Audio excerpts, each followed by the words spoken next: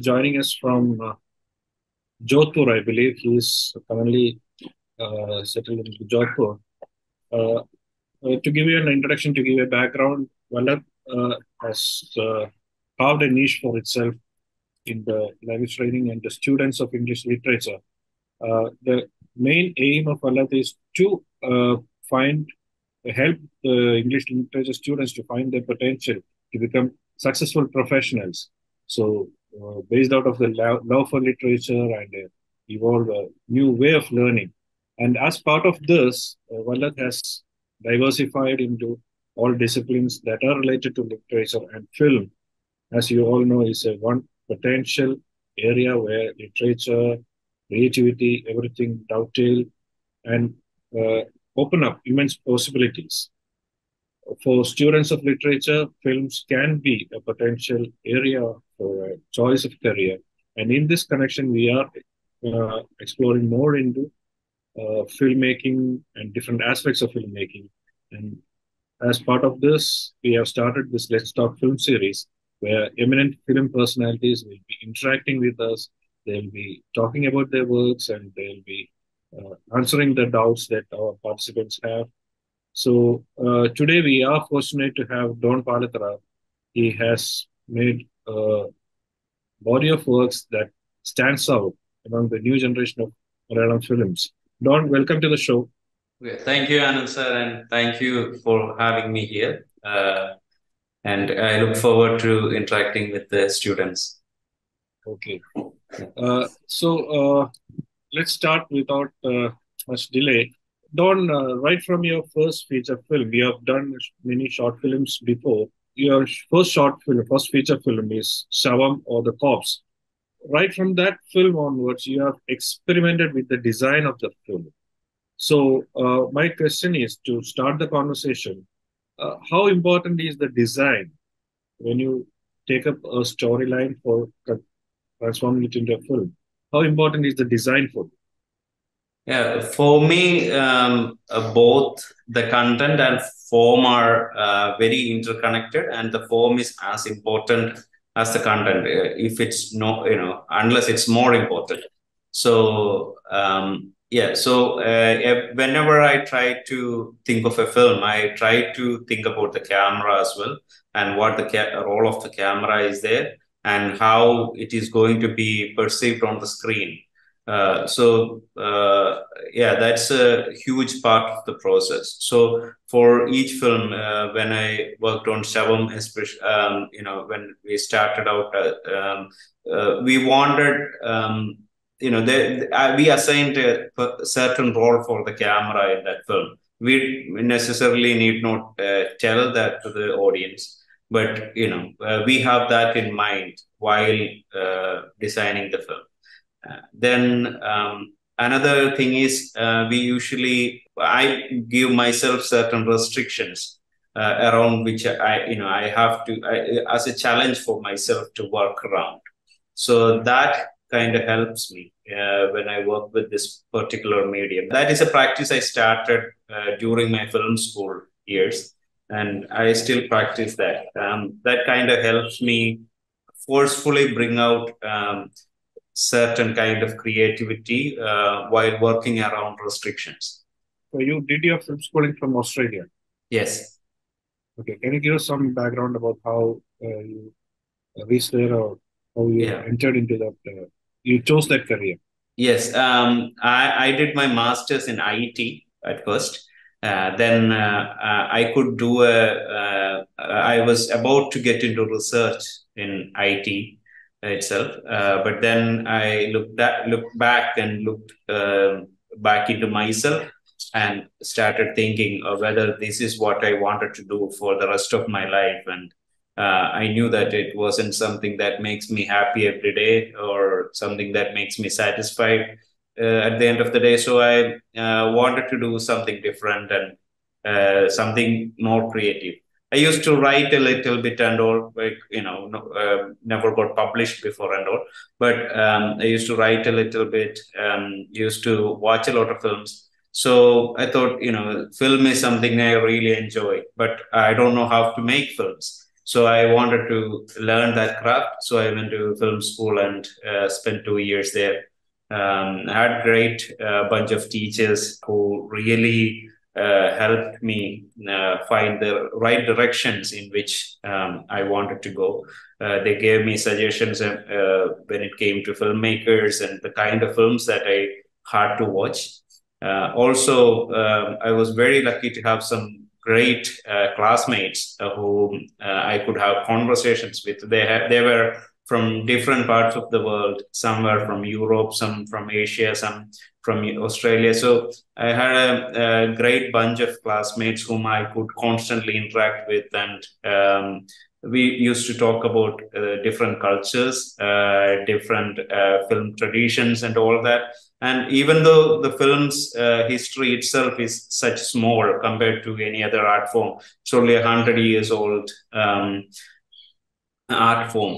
But when you look at the history and when you try to delve deep into it, it's not an easy task at all. One can spend hours or months or years watching films and still not reach anywhere.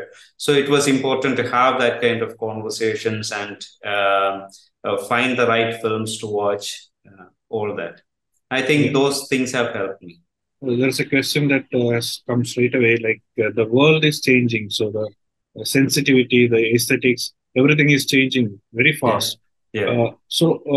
How can you become a filmmaker? Filmmaker, a relevant filmmaker is a question that is asked. A relevant filmmaker in the sense, how can a filmmaker respond to this changing scenario? Yeah, the attempt is not to be relevant. It's not at all to be relevant. It is the attempt is to be unique and deliver what you have to offer, rather than going against going with the current or going with the flow. The aim is to deliver what you can, and being unique in and being as honest as possible. And art has always been like that. Good art has always been like that. Even before films, when it was the time of paintings, so many painters like Van Gogh and all those painters, they found their audience much later. It need not happen while we are alive or while the immediately after the release or anything. These things are not time bound, is what I think. And when we aim for something higher, something it is not just to connect with immediate circles or people who are in the immediate surroundings right now, then it gets a certain eternal quality. Okay, so when you think about a film, when you think about a project, a new project that you want to work on, how does it? You already said that when you start working on a film, you have a space for the camera, you have a space for a idea about the visual. But then my question is, which happens to you first? Whether the content appeals to you first, or do you start from the content or from the visual? That I'll come to that in detail later on because your works, your body of works, has a very visual appeal. They are visually oriented. So that's why I'm asking, when you think about a new project, what strikes you first, the visual or the content? There is no such rule of thumb or anything. It's mostly like very dependent on the project, I would say. For example, for a Joyful Mystery, I had this idea about a couple stuck in a enclosure somewhere. That was the first idea that came into my mind. Right? It didn't have to be a car. It could be a home. It could be a flat. It could be anywhere. Then I had already done a film with a like a more static environment. So I wanted to have a little more freedom in terms of where the setting was. So that's why I thought of setting in a car. So the world is also moving, like everything around you is also moving, but you both are stuck in there. That kind of idea. So and again, you have to, when we think about a film, when we think about a story or any scene for that matter, we usually think about the time and space, how that is connected, and how you want to communicate about that particular time and space, as well as the world in which the film is set. There are so many parameters, and we can always keep on thinking. And and we start the project once we have certain confidence, and we are very clear about certain aspects at least. Okay. Now that you have mentioned the Joyous Mystery, or which is originally titled in Malayalam as Santhoshathinte Onnam Rahasyam, this is one of the major and most recognized film in your repertoire, in your filmography. For those who haven't seen this film, this is a film which is set in a car where two protagonists, played by the lead actors Rima Kallingal and Jitin Puthancheri, they complete a travel, and the story unfolds from the beginning to the end of the journey. So this film is shot from a camera placed in the dashboard of the car. In one shot, in a single shot, the entire sequence unfolds. So, Don, my question is, how much control do you have on actors as a director when you plan a scenario like this? That's an interesting question, because until that film, I had also a certain notion about the control a filmmaker should have on a set, and how we should be micromanaging everything. That was even the film just before that, which was 1956 Central Travancore. It was very precise. Everything was, we had a lot of control on things. We didn't leave any room for improvisation during the set or anything.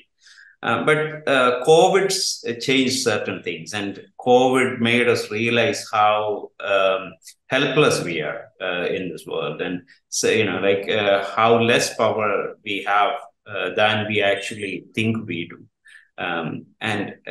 So the process of the film also kind of reflected those thoughts. We didn't leave in a lot of room for improvisation during the actual shoot, but we had a lot of preparations. We had we had some workshops, a 10-day workshop between Rima and Jidin. We rented out a room. Then we found a space to do the workshop. Then in there we acted out so many different scenarios, including the one that we see in the car. And they also contributed a lot, being in characters. Rima could be just Maria, and Jidin could be just Jidin, who is also named after. And then I asked them to talk about their partners also, not their real life partners, but asked Jidin and Maria. And I noted down all those thoughts, and then we worked on it.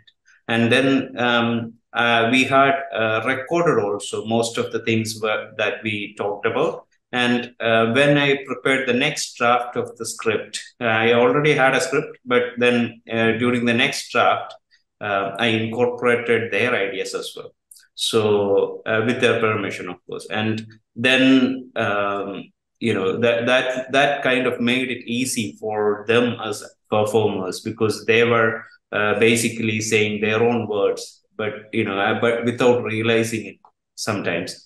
But so that was the preparation process I had with these actors in that film. Okay, but then when you come to the art of filmmaking, there is film as such is a very expensive work of art, because it brings in a lot of people, a lot of aspects. So the commercial angle is very much important. So when you are thinking about a film or a project, how do you negotiate between the commercial and the aesthetic part of it? Because many creative people, as we have seen, is they are all discouraged by the commercial part or the financial commitment that they must make when you are thinking about a film project. So how do you negotiate? How do you balance that? I'm not very good with the financial part of things. I believe I'm not doing very well with that.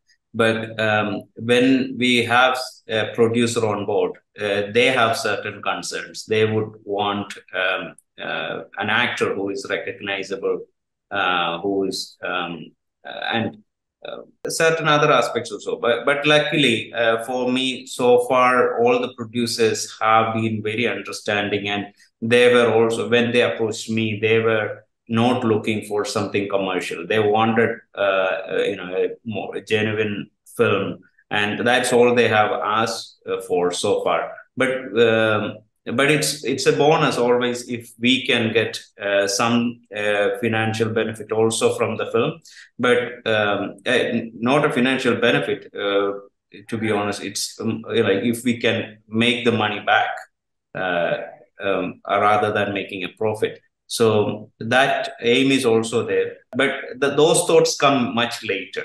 For me, those thoughts kind of stop me, or like they are very restricting in terms of the creative, the mentality that I would have while preparing the script or while making the film. Such thoughts are very distracting also. So I usually try not to think about those aspects while making the film, and try to explore those areas much later. And another thing one can do is consistently make films on a low budget. That is something I try to practice, and consistently make low budget films, and later build your own audience, and reach out to those specific audiences after making each film. Yeah, when we started off, like quite some time back, the films in the only option for releasing the films or reaching out to the public Yeah, audiences through theaters. yeah. Now we have the options of OTTs. So is that a positive sign, giving more flexibility for you as a filmmaker now that you have more avenues to reach out to the public? Yeah, when OTT started during the pandemic times, we thought we had a new avenue, and because they were also exploring new avenues, new films, new filmmakers. But later, they also fell back into the same mentality that the mainstream uh, theater distribution has. Right now, the OTT platforms also want films by established actors, and it's also very star oriented. It's very money oriented, very mainstream audience oriented too. Or also sometimes they are trying to create their own definition of what is mainstream and what is cinema itself. So that is also there, I think. So I don't see it as a huge positive aspect, but definitely through sometimes through the cracks we would get some opportunities to find our own niche audience. So it's always good to have access to a large number of people, then in order to find your own right audience, I think. Yeah, For especially example, yeah, yeah, yeah, especially when you are talking about low budget films. If you're yeah. consistently making low budget films, at the for those films, these cracks will be helpful. No, Yes, yes. For example, we have movie right now. But their financial model is not ideal. It has a lot of issues right now. But avenues like that, if they can improve their model a little bit, it's just an example, and or any other model which can come up that caters to this niche audience. Then there's more hope. now Yeah. I think we have a question from Ananya Priyasni. Ananya, are you online? Hello, sir. Am I audible? Yeah, yeah, Sorry, you're audible. Please go ahead with microphone. your question. Sir, I wanted to ask that once someone starts creating films as a budding filmmaker, how to approach film festivals and are all film festivals open for everyone to apply? Can you guide a little bit on that? Yeah, most of the film festivals are open for everyone. Some of them have an application fee, but the processes are different. They have different criteria as well. Not every film is for every festival. So there are festivals that concentrate on certain subjects. For example, festivals that concentrate more on LGBTQ films or issue-based films. Some festivals are more interested in that. There are some festivals who cater only experimental films. Then there are festivals that are more mainstream oriented. So we just have to do our own research and find out the festivals. Sometimes we will have to reach out to the programmers and send them the films because they get a humongous amount of films these days. They like it's not one or two films that they get in a year. In 1 year itself, the films that got submitted to Sundance Film Festival last year itself was around 14,000 films. So you have to reach out to, sometimes you have to try to reach out to these festival programmers and make sure, at least some of them would watch your films. It's easier once you have a bunch of films under your belt, but when you start out, it's always a struggle. I think almost every participant is a literature student, as I told you in the beginning. Yeah. That is more about literature students. So, what we are interested is when you are treating a work of literature or a creative work as literature, you are more free as a reader. You are more free to create your own visuals. You have to create your own scenario. Everything is there. But then, what is a challenge that you face as a filmmaker when you think of adapting literature on screen? Yeah, that's a very interesting question again. But when that aspect is there because the budget is always an element while making films, and you can't just imagine anything and everything and bring it onto screen straight away. But these days there are so many equipments. We have if we are ready to incorporate other mediums into cinema, there are so many options, and it's also about how much technical knowledge we have, and it's also about how much we can imagine and work around those problems that we have. Even the big names like Scorsese, they also face these struggles. While I remember making his not the recent Killers of the Flower Moon, or the one before that, I can't immediately think of the name of the film. The one with De Niro in it. When he wanted to show De Niro's younger self, younger age self, he used CG in order to make the character look younger. It wasn't perfect. It wasn't anywhere near perfect. But so those limitations are there always. But it's all about trying out and still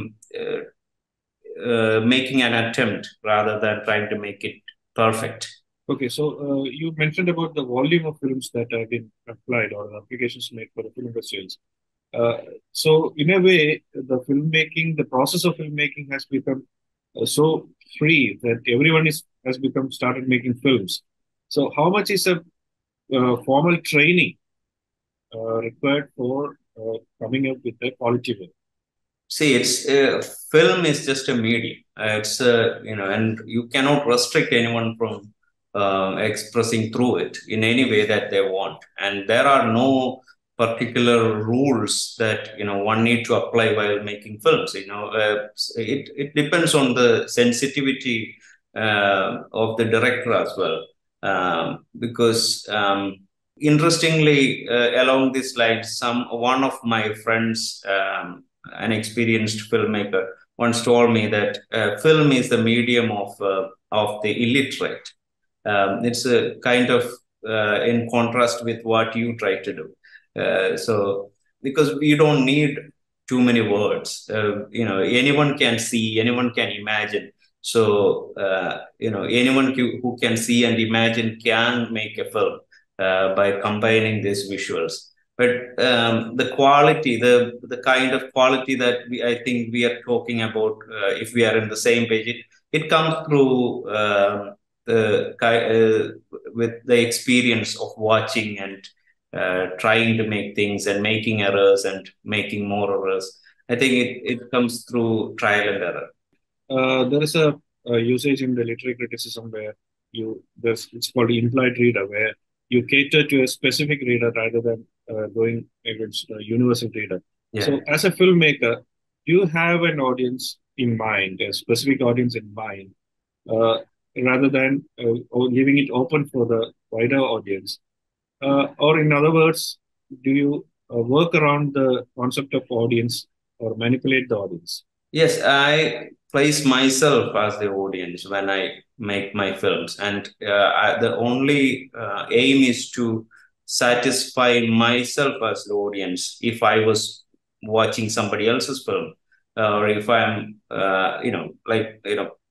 looking at myself as a third person and trying to place the viewer in me. I am not a perfect viewer myself. I may not be a perfect filmmaker also. So, but the attempt is to connect to the kind of people who think like me or who can possibly think like me.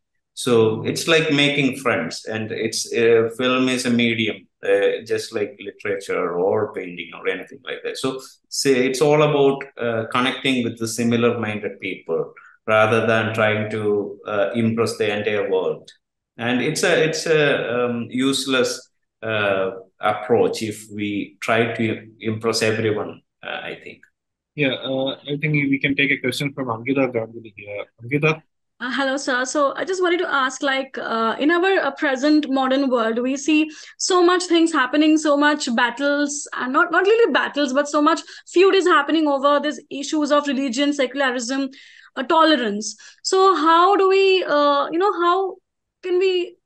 I mean, how are the movies responding to this uh, ongoing issues, where we see that even the stand of secularism often fails to actually properly intervene in these troubles? So how can the movies actually, save us, not, or even respond to these things which we are facing currently? Yeah, see, movies are or films are not separate from the whole. If we look at the whole society or the cultural current that or cultural times that we are living in, it's not separate or it cannot escape from these things. So we can see that films that like propaganda films do get made, just like propaganda posters get made and stuck on our wars, or how religions try to try to hold on to their followers. So all these different thoughts would get those expressions or their expressions in the medium of film also. So you have to understand that film as a more like a language or more like a medium rather than a different entity separate from our social reality or fighting against our social reality. It's more like a mirror. It's a mirror of what's happening right now. My approach to film is also that way. I try to make films that can actually make people reflect a little bit of our social reality. They won't be perfect. These mirrors won't be perfect because there is no absolute truth. They are all like, for me, truth is very subjective, and it has many different versions as well. So what I can do is be as honest as possible and show my kind of truth to the people around me. Yeah, so but on that reminds me of the film Everything is Cinema, which again is a reflection of the hardships that we had to suffer during the lockdown period. So can you just explain or talk about the film, that particular film, Everything is Cinema? Yes. Yeah. So that film kind of happened through us rather than we making it happen. That was a very collaborative process between my partner Sharon and myself. we were stuck in lockdown like everybody else, and it was the initial phase of lockdown. And what I found funny is that I am someone who loves solitude and someone who likes to stay indoors. As much as I love to explore places by myself, and so, but this kind of forced solitude and forced containment kind of got onto my nerves, and I couldn't stand it any longer. I wanted to do something. I wanted to take my camera out and film something. That urge was too much at that time. And then Sharon could easily see that, and she's like as a very supporting partner when it comes to our careers. We are from entirely different careers. She's an academic, and I'm into something that's not very academic. So she could see that, and she said, "Okay, why don't you think of something that we can do here? Why don't you try to imagine something that we can do in within these walls?" Then at first I wasn't very positive about that, but then that was also a possibility. Cinema can go on beyond all these restrictions and all, and restrictions are something I always liked working around. So I had started editing a bunch of footages from my Kolkata trip a few years ago. Then I thought, oh, why don't I try to bring in a narrative form into this rather than just editing a compilation of footages of Kolkata. If I can bring in a narration and a narrative structure to it, it would be interesting. Then it is from that point that we developed that film. And another aspect of that film was another experiment that I wanted to have was the first person point of view. You read a lot of literature which is in the first person point of view, a lot of novels and short stories and stuff, but you don't see many films that way. So if is it possible to make a first person narrative in film? And while making the first person narrative, how can you give a certain perspective to the viewers outside the perspective of this particular character himself, who is the author? So I wanted to work around those things, and I wanted to incorporate these ideas into this particular film, and that's how we ended up making that film. It was such a fun experience making the film, and after that also the reception and the variety of responses I got. Some people absolutely hated it, and some people loved it to the core. So it was such a fun journey. Okay, so now you are speaking about the different experiments that you're trying to bring in. How free are or how evolved is like Malayalam film? For when we think about the Hollywood or the European film, they have got genres where you can experiment, you can work around the theme, content, design, everything. But then we are still stuck into a specific pattern where we take into consideration the audience reaction or the space provided for a filmmaker in Malayalam.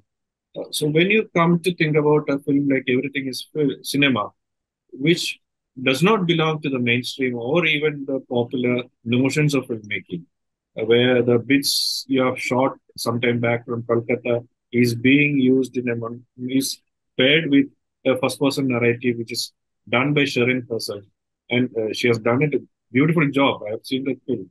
She has done a beautiful job as well. So when you think about a genre like that, how free are you to experiment like that in Malayalam? Yeah, if you think of yourself as a Malayali filmmaker or any label, if you give yourself, then you are again that's putting another restriction on yourself, and that's not the kind of restriction I was talking about. It's more personal, and a cultural restriction is not at all good, and it's not positive in any way while making a film. Is what I feel. So I try not to look at what is going on in the current, scenario of Malayalam films or which films are getting more viewership. None of that should affect while you are a creator. Like writing poetry, you are not writing it for, okay, what is the current tendency in poetry, and I will write one just like that, or it's not. It doesn't work like that. It has to be more personal. It has to be more nuanced. It has to have certain quality that you expect in films. So if you are looking only at one, and Kerala is such a small place. When you look at the whole world, where so many films are getting made, these 200 films in a year is nothing. Even though 200 is a big number, you are not trying to compete with anyone. You are trying to make it for yourself. Perfect. So, Didin, I think you have a question here. Didin, are you online? Yes, sir. Please go ahead with your question. So, my question is that right now, if you're talking about Malayalam film industry, we are having very good movies with connecting with the emotions. But by there are recent films like Kadal. But in that also, I feels like there is a bit of glorification in that.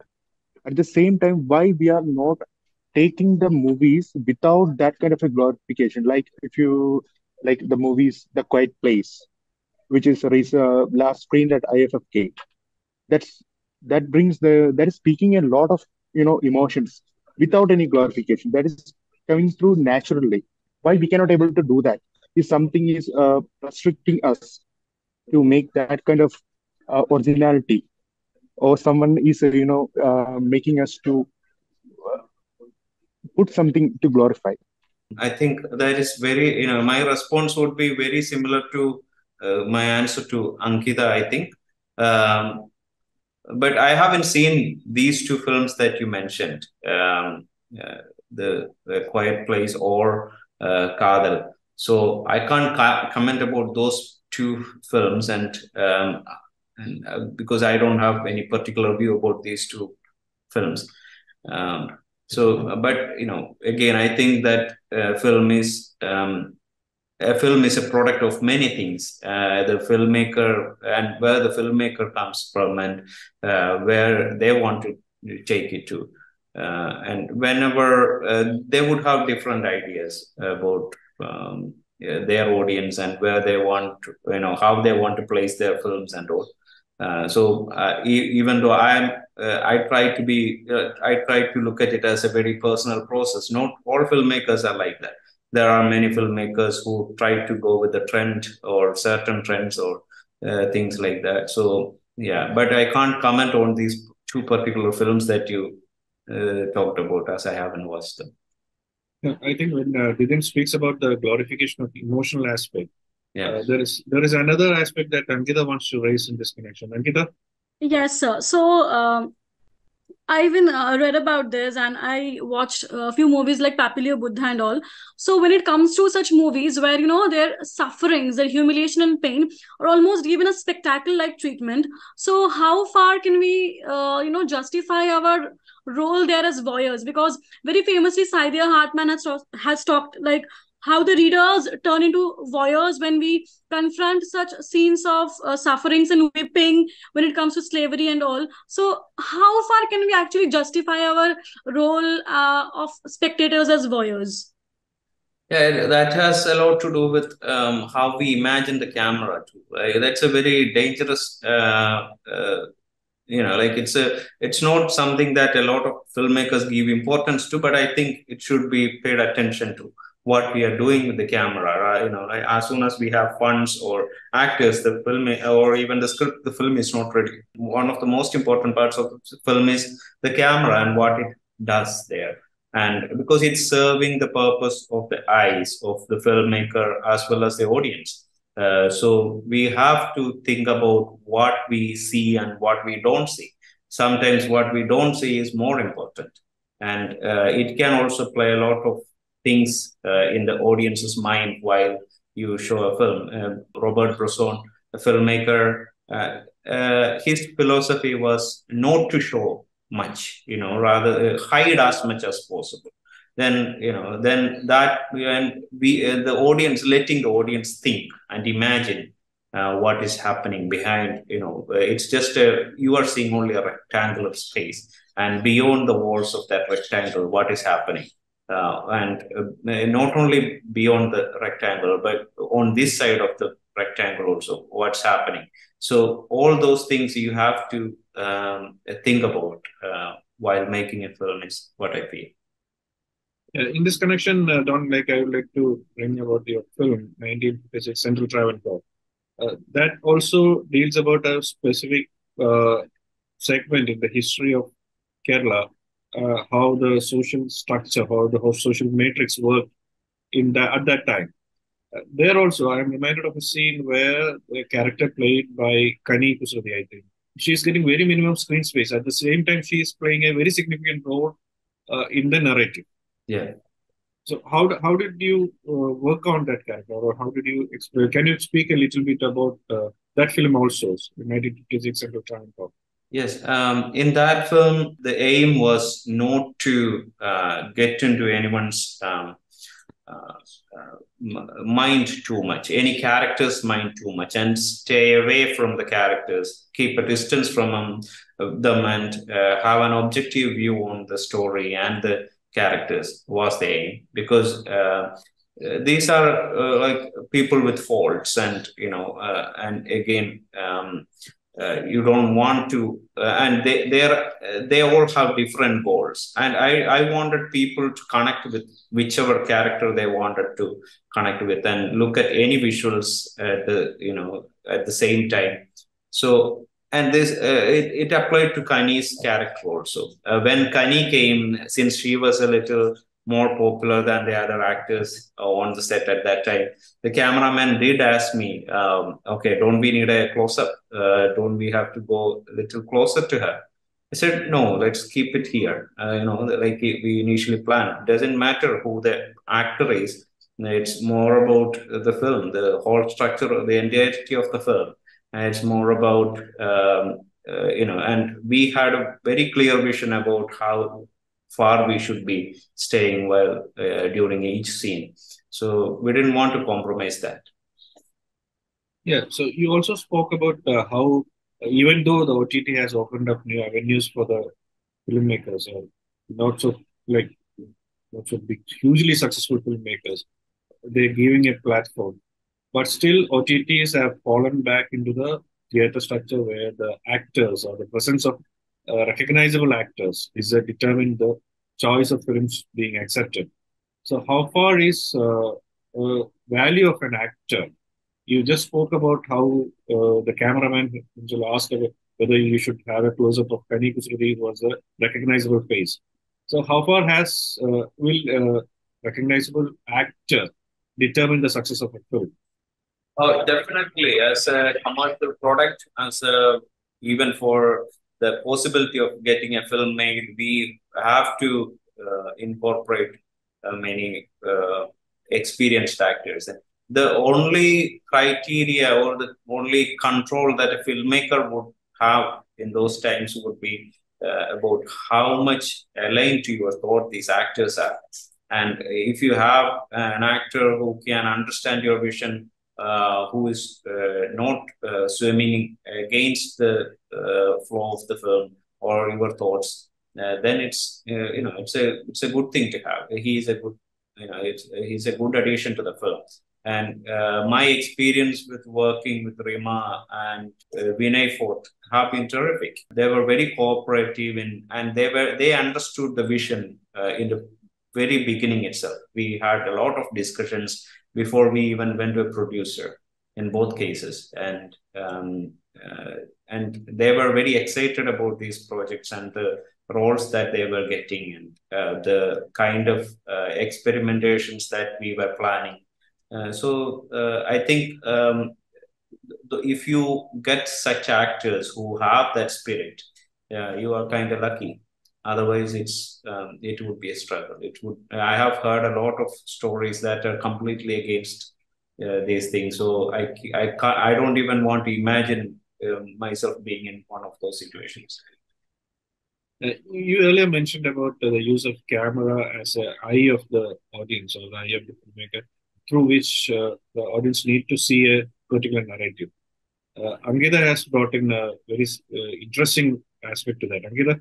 Yes, so I remember, watching this short film of Beckett called Film, where time and again the camera is focused on one eye of the protagonist, and time and again, a particular black hole or a eye-like object is focused, and it is this short film actually establishes how nothing actually escapes camera.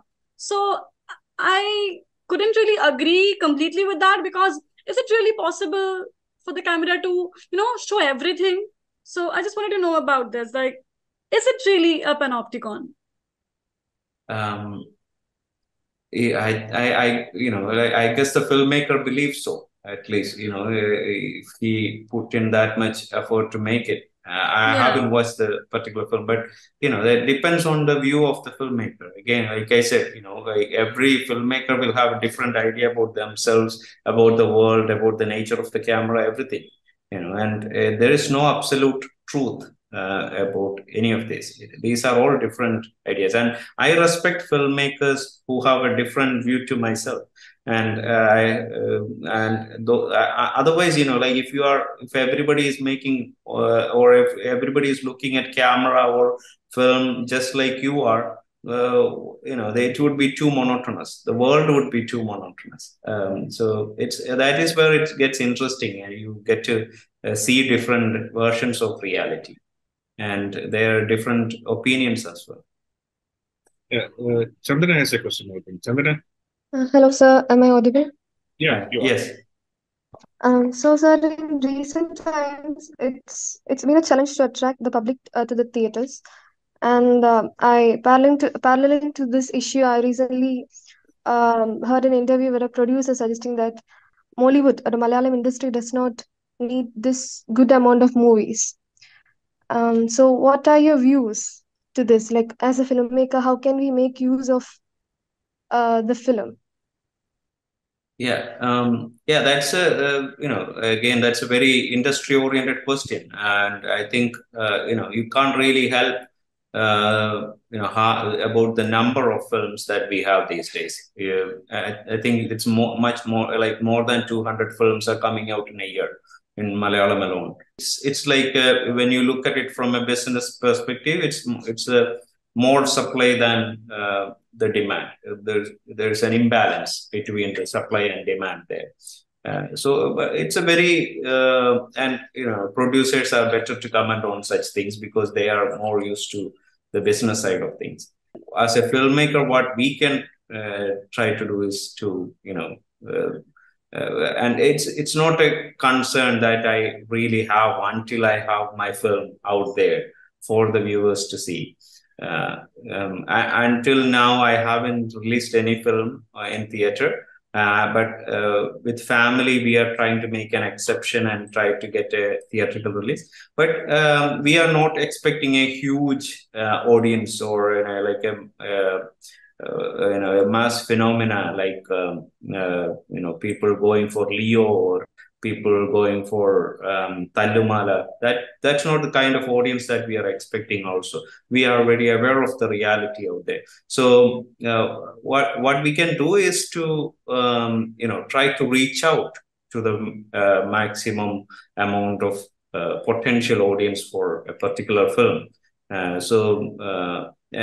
These days with social media marketing and everything, things are very rapidly evolving. We are also trying out different strategies to, in order to reach out to the right people without losing the spirit of this particular film. The marketing can also go wrong in so many levels. Sometimes, you could be doing very wrong kind of marketing for a particular film. So we have to explore different methods without losing this the spirit of this any particular film is what I feel.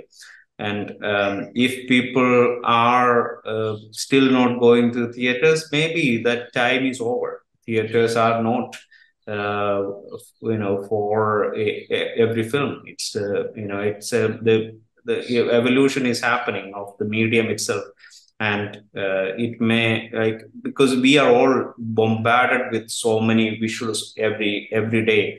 We are watching so many reels and videos every single day, and we are consuming so much visual information every day, and we may not have the bandwidth to go and sit in the theater and watch another film for 2 hours or 1.5 hours. So, as a civilization, we may be changing. So we don't know the answers for all of these and how we are going to tackle all this in the future. But I hope that cinema survives in some form or the other. Yeah, you mentioned about while we were discussing about the 1956 Central Travancore, you mentioned about the experience of working with an actor, a popular actor like Vinay Ford. That's about the new film that was Family. Yes. We'd like to hear more from you about this film in particular because it has been touring international film festivals. Now is said to be preparing to be released in India. Yeah. So, what is the film about, and how has been your experience interacting with the audience in all these film festivals, the international film festivals? Yeah. I can't talk too much about the story of the film, but I will. But I will definitely give you certain ideas about the content. Uh, it's about the idea of family itself, and how we the institution, or how we think about when we think of the institution of family. What Malayalam cinema very often try to convey is a very flowery, very sparkly image. But is that the truth, or is my version the same as the version of another filmmaker? For example, if you look at the film called Home, it's probably entirely different way of looking at the institution of family. And how individuals interact within the family and between bigger institution and at an individual level, how the interaction happens, how the power dynamics happen, and all those things. But with a very simple kind of story. If you can explore a lot of these ideas, that was the attempt while making this film. And all these things came from very personal experiences from my childhood and my adulthood. So it has overlaps between many characters that I know in real life and that I have created on screen. I think that's how much I can talk about the film right now. But I'm looking forward to see the reaction, because it's not only an intellectual exercise. It's also about relating, because I thought that this particular film is dealing with a topic that is very relatable to a lot of people of my generation. But I would like to see how they react to it, because some people may not respond to it the same way that I do, or the people who love the film do. And also, it was very curious to see how people from different cultures reacted to the film. Because many people went through similar experiences and similar backgrounds, even though the cultures are different. Certain aspects are very common to all human beings. And those things were talked about during these screenings. Especially, I remember one screening at the film festival of Innsbruck, which is in Austria. There, a person came out and talked to me for 2-3 hours after the screening, and she was a psychologist. She was working as a psychotherapist, and she was talking about the experiences that she had as an individual, as a psychotherapist, the stories that she hears all the time. So such experiences are, they are beyond anything that you can pay for. It's invaluable, I feel. So yeah, I may have diverted a bit too much from your question. Yeah. It's okay. I was just interested to know how a film based, very specifically based on our cultural background, how Yeah. it can reach out to people in entirely different contexts, as in the film festivals that you just mentioned about the Improv Yeah. response at the Improv Festival. Uh, are there any other interesting experiences that you had during this film festival screenings? Yeah, some people, like again, just like filmmakers, the audience are also entirely different, and all you can do is, like they hope to communicate certain things through, because you what you make is not in your control after it's already made, and people will be watching. If there are 100 people, 100 different films are being watched in that room. So some people may not even see those aspects that you paid a little too much attention to sometimes. They may be sometimes they are just looking at the ethnographic details. So the best thing you can do is to pay as much attention as possible to what you make and hope for the best, rather than trying to communicate, something too specific, is what I feel. That's my philosophy. Many people may disagree to that, and leave a lot of room for people to think, and for people to imagine as well in your films. So it's not just about one particular thing, or it's not just about something too one-sided. It's a window of possibilities. Yeah, I think Ramu has a question here. Ramu, are you online? Okay, sir. My question is that recently I watched the film Kadal, and previously I watched the film Falemi and all, and I noticed the audience applauding at the end. So it was a great experience to watch films like that, where the audience share a similar kind of emotions with each other. The film is deeply connected to human emotions, and the acting, music, and everything else were awesome.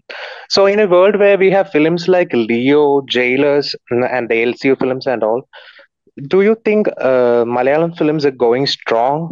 And also, can we expect a film of yours in theater very soon? Yeah, to answer your last question first, yes, we are planning to release Family in theaters, but not a big release or anything. It will be comparatively a smaller release, limited to a few screens, because we can't afford a huge release and a huge loss, and especially these kind of films don't attract a lot of people in the first few days. So, and we know that we are not, these films are not necessarily everyone's cup of tea as well. Again, when it comes to your other question about Malayalam cinema, I hear that kind of comments whenever I am outside Kerala, whenever I'm attending festivals outside Kerala, within India itself, or when we interact with people working in films outside Kerala, they are all of praises about Malayalam cinema. But I personally think that, while we are traveling many times in right directions, we have a high literacy rate, and we have this a history of great films. And it's not a recent phenomenon, and it's maybe these days they are more being discussed online. They are being more and people are being more vocal about their opinions on social media and all. So those things may have contribute to these things, and at the same time, I still think that we have a long way to go.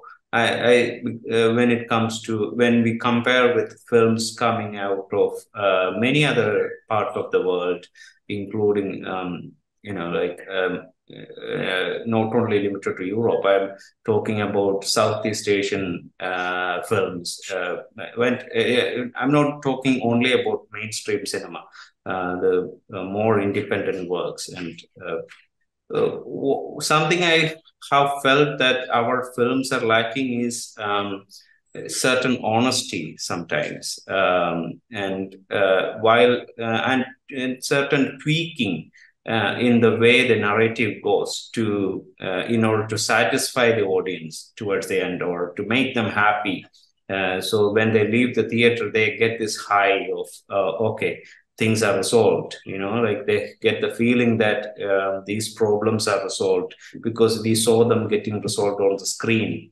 But is it how the actual reality is? Getting a resolution on screen doesn't really resolve things in real life, and things, and we are not really looking at the nuances of things. Sometimes when we get into activism, or when we get into certain activistic language in film, we kind of forget about other aspects of the specific reality itself. We sometimes we are too blindfolded towards the certain things, and we are too focused on certain things. Then we forget many other things that are related to these things.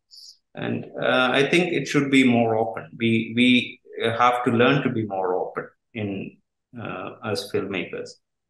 And that includes me too. My films also have such drawbacks many a times. I think we are past 1 hour into this conversation, and it has been very interesting talking to you. Don, you have explained how films need to break beyond the barriers that it has in design and reach out to people as a medium of creativity and also as a medium of communication as well. We do look forward to watching your film Family in theater very soon. And we wish you all the best in your future endeavors. Thank you. Thanks a lot for sharing your experience and your thoughts on films and about films. Dr. Thank you. Kalyani, Dr. Kalyani. Thank you, Don. Yeah, I'm here. I'm not in a position to switch on my video, but I was listening to your conversation. You're such a lucid speaker. You have answered every question in such a brilliant manner. It was very inspiring. And I'm sure all these talks that we are arranging will seriously, it will lead to many of our students becoming professionals in this industry, I hope.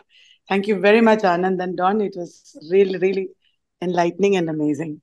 Yeah, and thank you so much for hosting me. Thank you, Sir Anand, and thank you, Dr. Kalyani. It has been a wonderful experience, and I'm grateful for the opportunity to interact with your students. I hope some of you would have gotten at least something from these conversations. So thank you so much.